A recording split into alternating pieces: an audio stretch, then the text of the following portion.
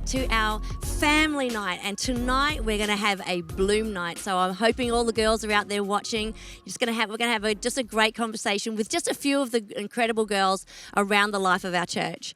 And so tonight we want to talk a little bit about keeping eternity in mind, but also in light, understanding that we're in this place of lockdown at the moment. But who knows that the church, even when it's locked down, is never shut down. That's the heart of God, is that the church will continue to move forward, to continue to grow, continue to blossom as we navigate new seasons. And this is just one of those seasons. But it's great to have these girls with us here tonight. Tonight we have got three wonderful women. We have got Maria. Oh, no, I went and said it wrong. Come on, Maria, tell me how you say your surname. Brucheri. That's it. I was about to say Brucheri, but I'm like, oh, my goodness, so Aussie. But anyway, Brucheri. So Maria's married to Gianni. They have two beautiful children. Yes. Actually, how old are your children, Maria? So Alicia's 8 and Joshua is 6. Wow. So they're homeschooling at the moment. They are. You're amazing. So they're homeschooling. You and Gianni are both working full-time, is that right? So Johnny works full-time, I work part-time. You work part-time? Yep. Okay. And so Maria and Gianni, along with Gail, also work in our Connect Lounge. Yep. When church is on, the normal time when it's normally on. They lead the guest lounge in our Sunshine North location, which is our west location. And Maria is also part of the New Christians team. Yes, which is pretty cool. Yes. You must love doing that. I do. We've been doing Zoom meetings on Mondays and it's been a lot of fun. So we're enjoying it. We're having a lot of fun. That's so cool. And you do a lot of follow-up in the life of the church as well. Yes, during the week. Yes, I do. Yeah, yes. That's wonderful. So we've got Maria, we've got Pippa, the wonderful Pippa Shane. Love you, Pippa. You've probably seen her around. If you've been here at the West location at all, you'd know that. But Pippa does an incredible job. On one hand, she's just like, she doesn't go around boasting what she does, but my goodness, she's an amazingly gifted woman and with a huge capacity. You're a production manager of a visual effects company and you have done incredible work. Like some of the movies she has worked on.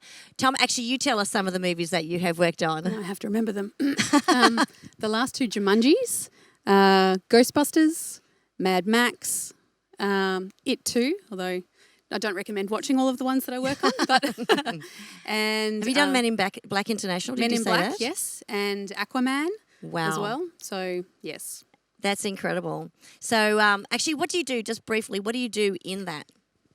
Basically, there's I work with amazing creative people. So everything we do is extremely creative, and I put the structure around the madhouse of 100 artists with trying to get our film from when the client gives it to us until it gets to the cinema when we deliver it up. And so the film might, like Mad Max, for instance, took a year or a year and a half to get our work out. So it's putting that structure around and the schedule and to get it all out on time. That's incredible. It's a massive jigsaw puzzle that moves all the time. So you have to be fairly organised. Very organised. Yeah, yes. I'm just in awe of you right there and right now. But that's amazing. Now, Pippa's also one of our Bloom Friendship Group leaders, and she also is involved with the Grow Track team. Yes. Yeah, here in the West. And Grow Track helps people when they're new to the life of the church or just still getting planted in the church to find out a little bit more about us and also a little bit more about themselves and their gifts. It's just an incredible opportunity to meet some great people. It's awesome. The team that I serve with, absolutely amazing. And then also, the people that we meet that will come through, people may have been at the church for 1 week or 5 years. And it's just such a great experience for them to, like you say, get to know something about themselves and how God's made them. I love it. Yeah, that's so very cool. Yeah. And then our third girl here is Caitlin Breezy, who's on our couch. Welcome, Caitlin. Hi. Good to have you here. Yeah. So Caitlin had interned with us, was it last year in our studios team? Yeah, last year. Last year in our studios team, and now she works in our photography department, doing amazing stuff, capturing the moments, which I just think is just such a blessing. You do know that you, along with the rest of our photography team, are the answer to a prayer that I prayed many, many years ago, many times over, that God, we just need photographers. We need some ability to capture the moments where, God, you impact people's lives. And because it's just too hard to explain it to people. Yeah.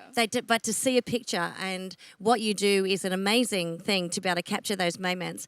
And you've also been one of the faces of the Adore brochure and promotion for this year. Yeah, yeah. So that was lots of fun. You're involved with also shooting that. Yeah, it was heaps of fun. It was really cool shooting that with the whole team and with you, and yeah, I loved it. Yeah, that's so cool.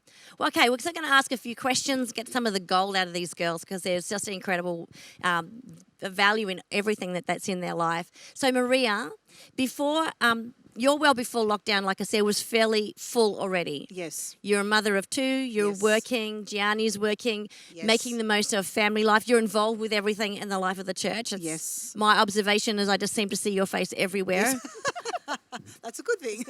Actually, I even saw you outside of the life of the church, but connected. I saw you singing at a wedding reception Yes. Yeah. for one of our guys here. His daughter was getting married, That's right. and That's right. actually, you sounded incredible. I thank just you. kept going. We want her in the worship Thank team. you.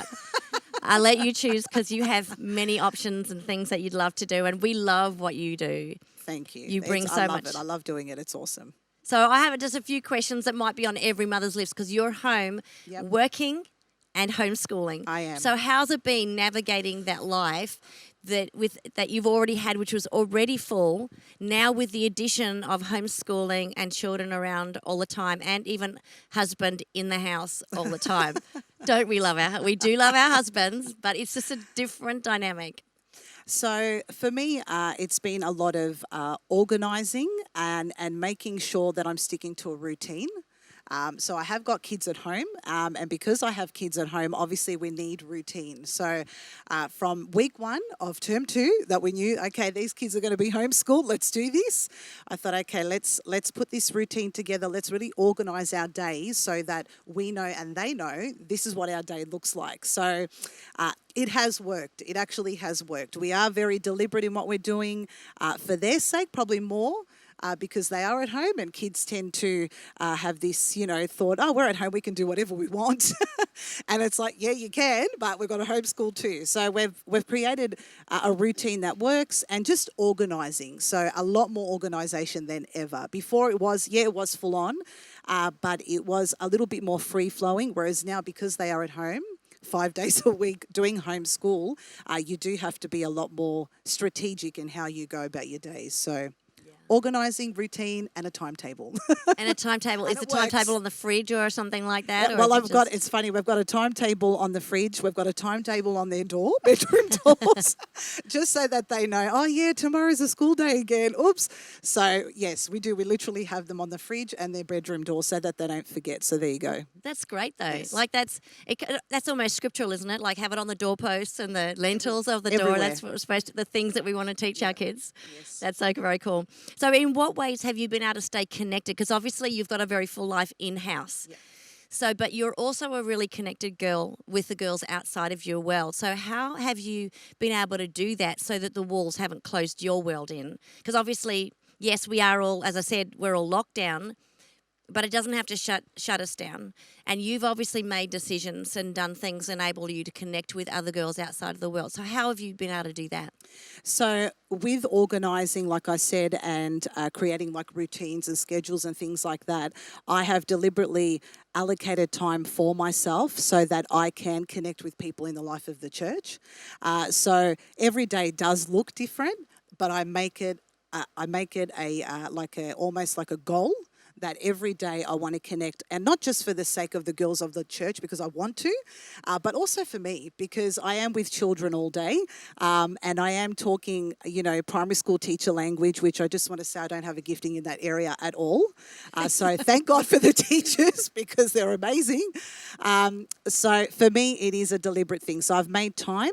That I know that every day, whether it's one girl or 3 girls in a day or 4 girls, I ring up people in the life of the church just to check up and see how they're going, but making sure that I've got the time to speak to them. I don't want to rush the call, so I've got to make sure that I've got time to speak to them and just know what's happening in their world and give them time as well as myself just to really connect with them. So whether it's a phone call, or a Zoom call and all these latest things. And there's, what else is there? There's WhatsApp or FaceTime, whatever it looks like. Yeah. I am doing a lot of video calls because I just feel like there's something more special about the video call. There's like a connection To be able to through see that, their just to face. see your face. Yeah. And to be able to look into their Yes. eyes.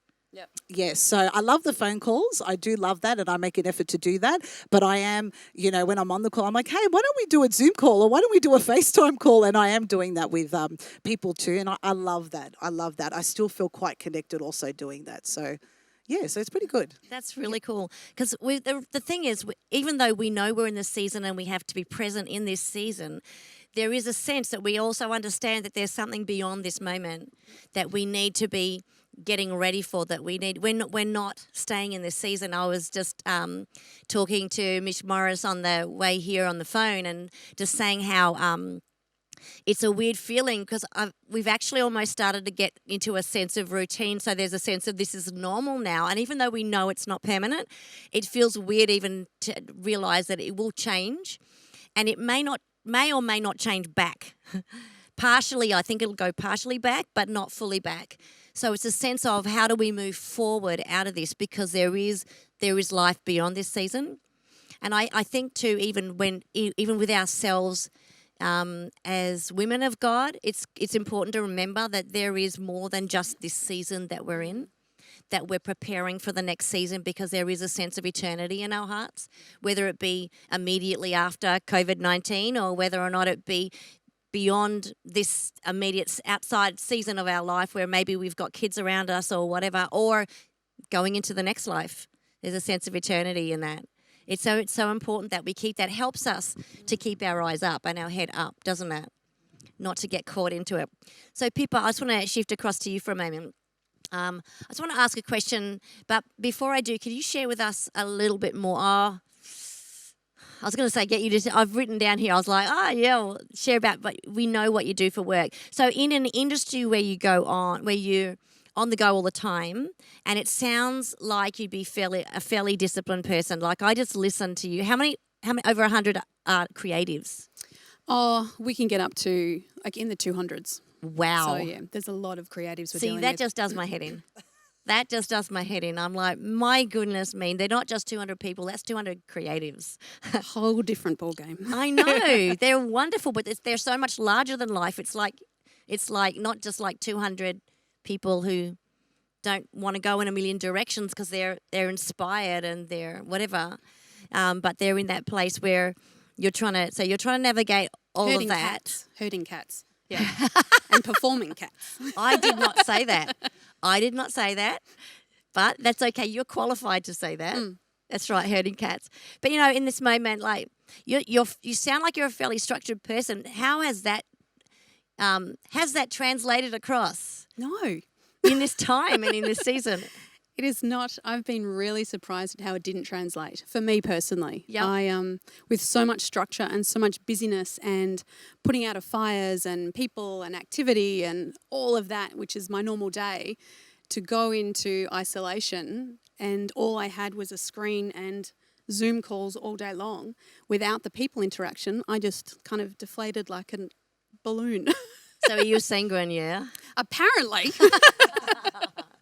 I think there's some sanguine extrovert in there that has kind of really shown me how much I do love people and how much I really missed being in isolation, or how much I struggled in isolation. So it's been a real journey of being and doing and identity, and how do I still do what I do without the same food of people and fuel with people around me. So it's been really interesting navigating that. It is, isn't it? The things that you feed off, the things that have given you strength. I know even Shane says, he said he's always been a person, and he's a person that he runs hard, he works hard, and he plays hard.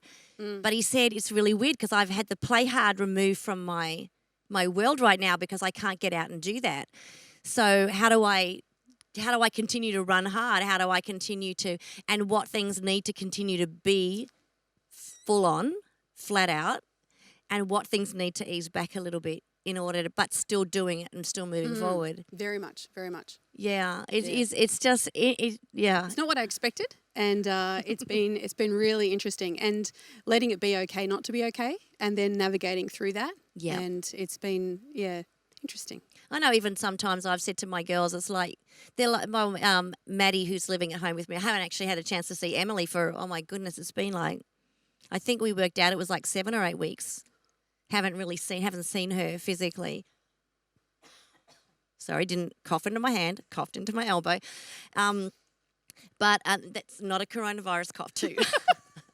I'm all good. But we hadn't. But Maddie, like one time, like, Mum, you seem a bit quiet. I'm like, yeah, I'm just having a little bit of a flat moment. It's actually okay. Don't worry about it. She's like, oh, okay, as long as you're good. Yeah. I think it's important to recognise that we don't have to be up all the time, because this is so very like unusual in the way that it's so very different to the way our life has been up until now. But so you're a Bloom friendship group leader, and so has that been important to you, staying connected with the girls? So much.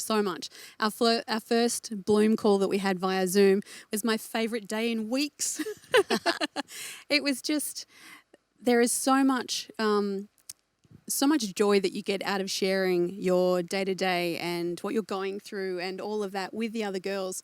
You're speaking it's a different conversation that you would have with anyone from work or family. So being connected and being really intentional about still gathering the girls and sharing in that space, even via Zoom, has just been invaluable. It's been really great. That's cool. So you have to be intentional about it, though. Very much so. Very much. Isn't that interesting? Even if you are a sanguine person, that you'd think that you just find this easy, you still have to in this season, because we're not crossing paths anymore.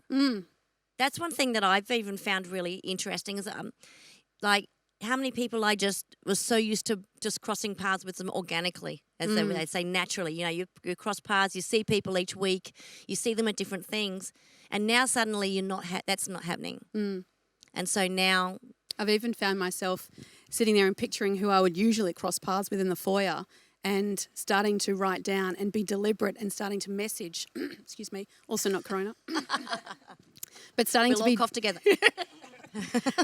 But to be deliberate and start making those phone calls and start to doing those texts and everything, just to reach out, because you're right, you would see them normally. So it is intentional that you have to be deliberate so that you can just make sure that you are staying connected. Yeah, very, very good. So, Caitlin, just jump across here.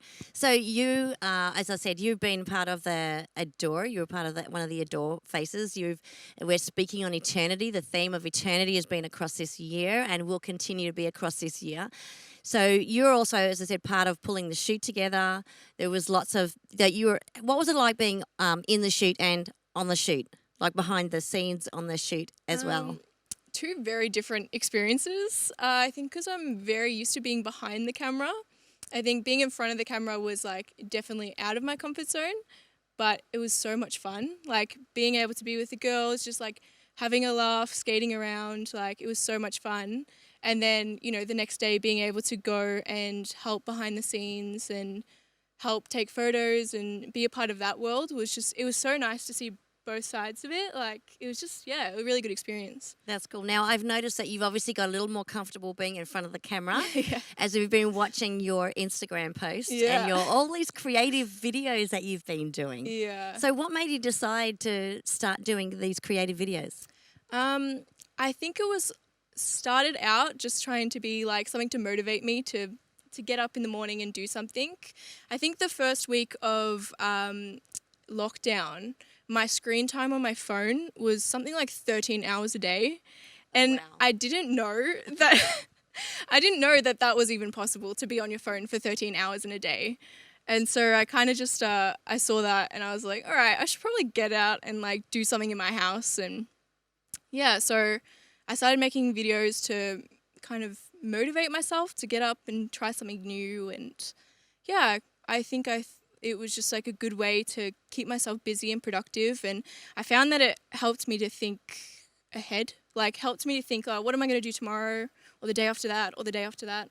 And so I was thinking more about the days to come instead of just kind of dwelling in the day I was in.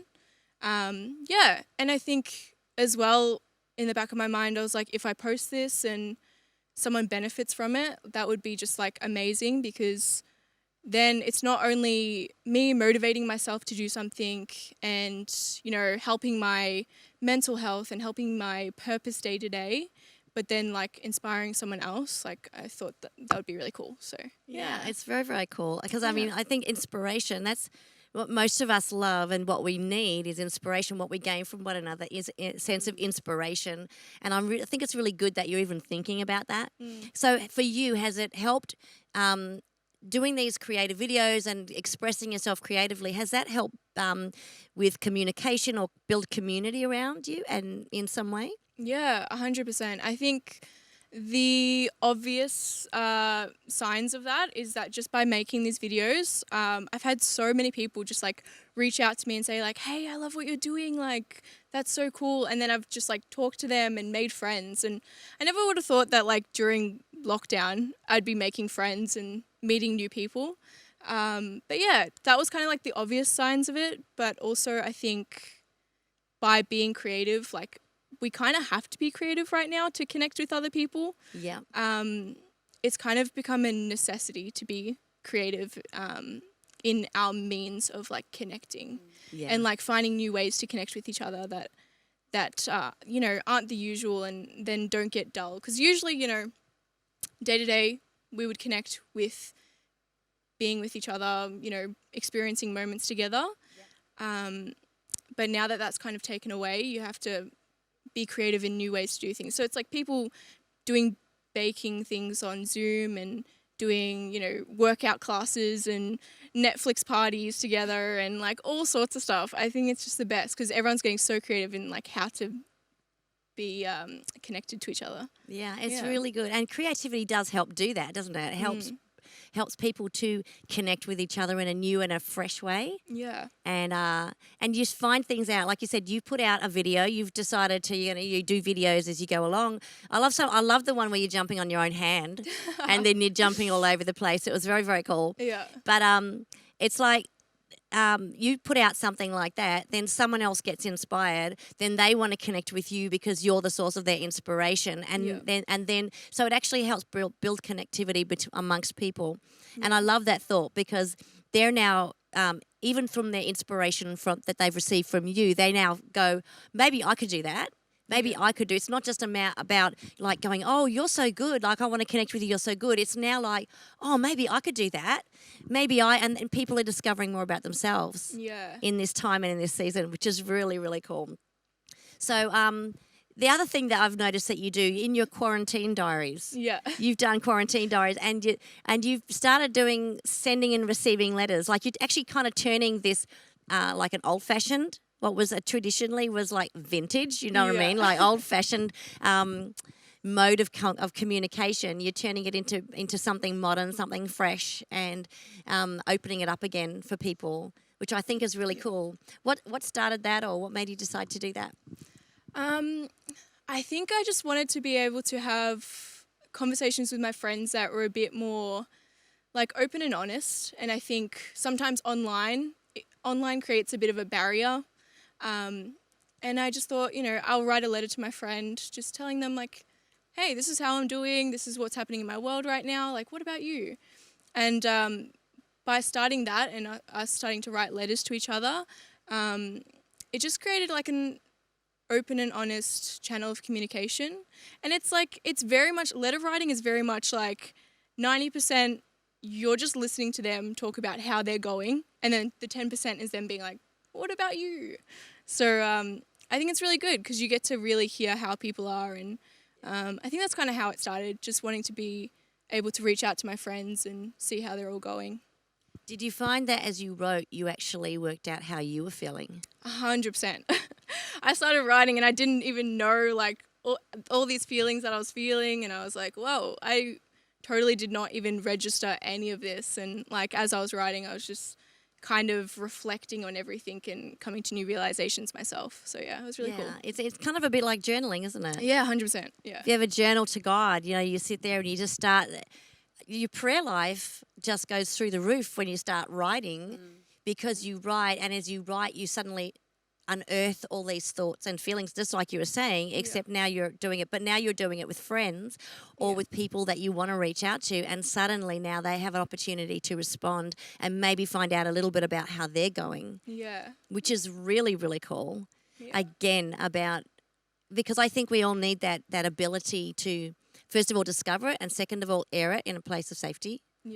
And which for many people, they've lost a little bit of that, especially if they're not consciously connecting, which is why it's just so important, girls, to be connecting with those that are around about you. Continue to reach out. It might feel like, oh my goodness, I don't know, like I'm not the phone call person. Okay, so I love face-to-face, but I'm not a huge phone call person. But what I find is if I have to ring somebody, I start off with, like, beforehand, I'm procrastinating. I want to talk to them. That's the crazy thing. I want to talk to them, but I procrastinate. But when I finally get onto the phone, I find that all this, it just flows so easily. It's just so much fun, and it's not just all about me having to say a whole lot, but now we're bouncing back and forth off each other.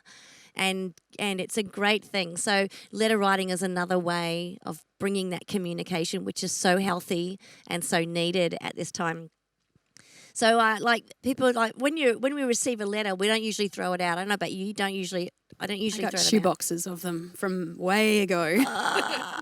That's so cool. Always wait till the postman came and you get a little letter. Like, it may be vintage, but I did it. And Well, now you're very trendy. You're not vintage anymore. You're like you're cutting edge now. You are fresh. Isn't that the word? You're fresh. See, that's the fact that I said isn't that the word just showed my age. Oh, well. That's okay. All right. But, you know, we write a letter, we keep a hold of it, and we keep it close to our heart. So what about this theme of eternity should we be keeping, do you think, close to our hearts?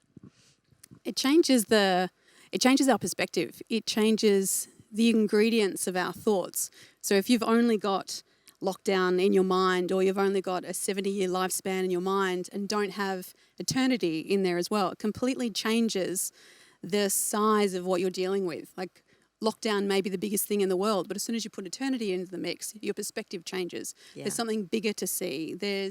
It's a whole different mindset. So it's hugely valuable ingredient. Yeah, that's so cool. What do you think, Maria? Well, just off that, it's also like understanding that, the here and now is temporary. It doesn't last forever, whereas eternity does. So, the will of God is for people. Yeah. It's all about people. Yes. So it's, making that decision every day, that you're going to have eternity in mind and not focus on the things here and now because they aren't going to last. Totally. And just like this season that we're in right now, it's not going to last, thank God. So my encouragement to anyone out there would be is every day, keep that in mind, that this is all temporary and that eternity is what matters because it's going to last forever. Yeah. So, and focusing on what the will of God is.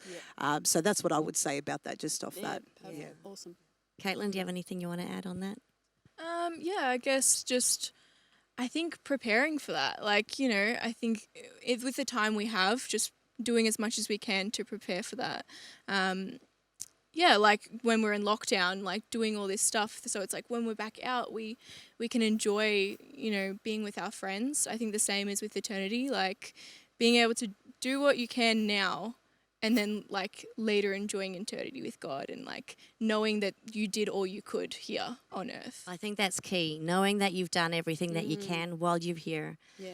It's so true. But girls, I really want to encourage you, even in the midst of these moments, to stay connected, to keep that eternity mindset. Remember, even though it's been so many weeks, in the scheme of things, it's still so many weeks. We can do this. We can continue to press on. I really want to encourage you. You're doing amazing already, and that God has got you right here, right now. He's got you, and He's got good days ahead of you. And if you'll just keep eternity in mind, stay connected to the girls that are around about you, keep your head up and understand that, it's okay not to be okay sometimes, but we're not going to stay in that place. Reach out to someone. Just talk. Sometimes just write a letter. Do something that will help you stay connected. So in the life of the church, I really want to encourage you. We have got all kinds of mediums that you can stay connected. We have our services online, and we have prayer teams that want to pray for you. We have Zoom friendship groups. We have Instagram pages. We have Facebook pages, and all the rest of that. Please just don't isolate yourself in this season. Understand it's only a season. It's going to pass. But we love you. We bless you. We believe that the best is yet to come for you. So tonight, we're going to close tonight, but I'll encourage you, stay connected. We love you heaps. We'll see you soon.